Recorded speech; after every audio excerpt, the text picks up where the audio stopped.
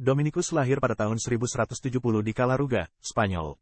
Orang tuanya, Don Felix de Guzman dan Joana dari Azza dikenal sebagai bangsawan Kristen yang saleh dan taat agama. Joana ibunya kemudian dinyatakan gereja sebagai beata, kakaknya, Manes dan Antonio mencurahkan hidupnya bagi Tuhan dan gereja sebagai imam. Dua orang keponakannya menjadi imam dalam ordo religius yang didirikannya, Ordo Dominikan. Manes di kemudian hari digelari Beato, karena kesucian hidupnya dan pengabdiannya yang tulus kepada Tuhan dan gereja. Masa kecil dan mudanya ditandai dengan kesucian dan semangat belajar yang tinggi. Pendidikan awalnya ditangani langsung oleh pamannya yang sudah menjadi imam. Dominikus kemudian melanjutkan studinya ke Sekolah Katedral Valencia. Pada umur 24 tahun ia masuk biara di Osma dan tak lama kemudian ditabiskan menjadi imam. Karir imamatnya dimulai di Osma didukung oleh doa kontemplatif yang sungguh mendalam. Doa kontemplatif ini yang melahirkan cinta yang tulus kepada umatnya.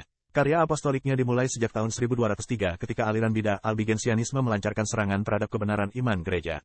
Waktu itu, Dominikus bersama uskupnya, Diego de Azevedo sedang dalam perjalanan ke Denmark untuk melaksanakan suatu misi diplomatik bagi Raja Alfonso ke-9. Albigensianisme, yang lahir pada awal abad ke-13 di kota Albi, Prancis Selatan ini, merongrong ajaran iman yang benar. Aliran ini mengajarkan bahwa segala yang jasmani itu jahat. Ajaran gereja tentang Tritunggal Maha Kudus, peristiwa penjelmaan dan penebusan umat manusia dalam pribadi Yesus Kristus diingkarinya, juga semua sakramen, ibadat dan apa saja yang merupakan ungkapan iman gereja ditolak. Karena sangat fanatik, para penganut aliran sesat ini tanpa segan merusak gereja-gereja dan biara, menghancurkan gambar-gambar kudus dan salib. Segala hubungan antara gereja dan negara ditiadakan. Mereka sangat terampil dalam menyebarkan ajarannya sehingga menarik begitu banyak umat menjadi pengikut. Terdorong oleh desakan batin untuk memberantas pengaruh jahat aliran sesat ini, Dominikus mendapat ilham untuk mendirikan sebuah tarekat religius yang lebih memusatkan perhatian pada soal pewartaan sabda. Ordo religius Dominikus ini kemudian lazim dikenal dengan nama Ordo Praedicatorum atau Ordo Para Pengkhotbah. Pada pertengahan musim panas pada tahun 1206, selesai urusan diplomatik di Denmark dan kunjungan ke Roma, Dominikus bersama Uskup Diego kembali ke Spanyol. Di Montpellier, Prancis Selatan, mereka bertemu dengan para pengkhotbah utusan Paus yang mulai putus asa dalam mengemban tugas memberantas pengaruh ajaran aliran sesat Albigensianisme.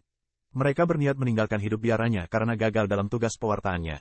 Banyak faktor membuat mereka gagal. Para bangsawan yang merupakan orang kepercayaan masyarakat sudah mengikuti aliran sesat itu, jumlah imam sangat sedikit dan tidak disiapkan dengan baik dalam hal cara mewartakan Injil, padahal para pewarta ajaran sesat itu sangat terampil dalam menyebarkan ajarannya. Faktor kegagalan yang lain datang dari kalangan uskup Prancis Selatan itu sendiri.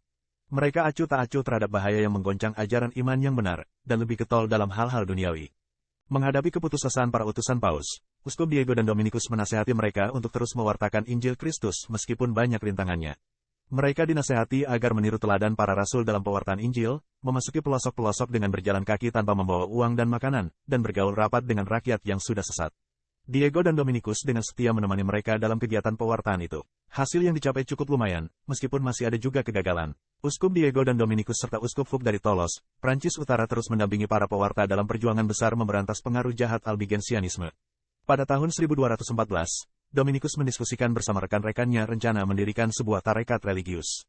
Rencana ini didukung dan mulai dilaksanakan tahun berikutnya bersamaan dengan pemberian hadiah sebuah rumah besar oleh Petrus Seila dari Tolos. Uskup Fug memberi restunya. Pandangan hidup yang dianut Ordo Dominikan, yang dikenal dengan nama Ordo Praedicatorum atau Ordo Pengkhotbah ini merupakan sesuatu yang belum dikenal pada masa itu. Dominikus menggabungkan corak hidup kontemplatif dengan kehidupan aktif, mewartakan Injil di luar biara, kerja tangan untuk memenuhi kebutuhan hidup, belajar dan lain-lain. Misinya sungguh-sungguh merupakan sesuatu yang baru, karena pada masa itu hal pewartaan adalah tugas khas pada uskup. Dengan kekhasan ini, Dominikus bermaksud memberikan gereja suatu ordo religius imam yang berbobot dan handal.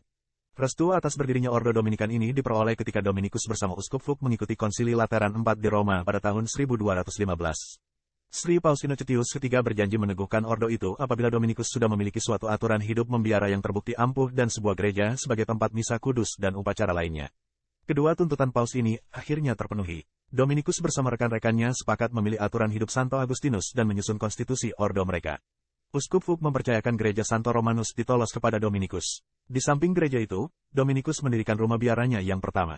Kekhasan Ordo Dominikan ini diperkuat oleh suatu pengalaman mistik. Ketika berdoa di Basilik Santo Petrus di Roma, Dominikus mengalami penglihatan didatangi Santo Petrus dan Paulus.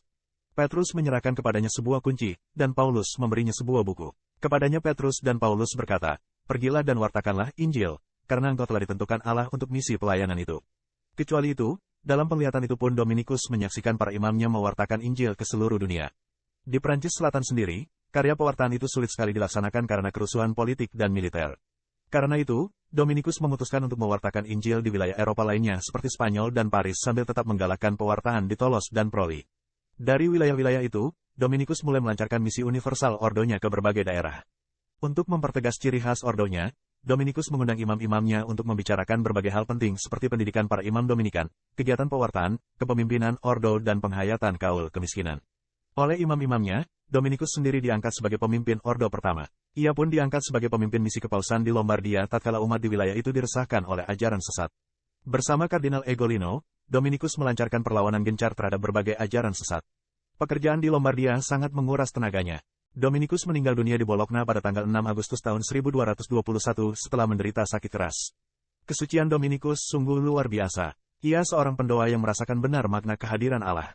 Tentang dirinya, rekan-rekannya berkata, ia terus berbicara dengan Tuhan dan tentang Tuhan, siang hari ia bekerja bagi sesamanya, dan malam hari ia berkontak dengan Tuhan. Sebelum meninggal ia berpesan, tetaplah teguh dalam cinta kasih dan kerendahan hati, dan jangan tinggalkan kemiskinan.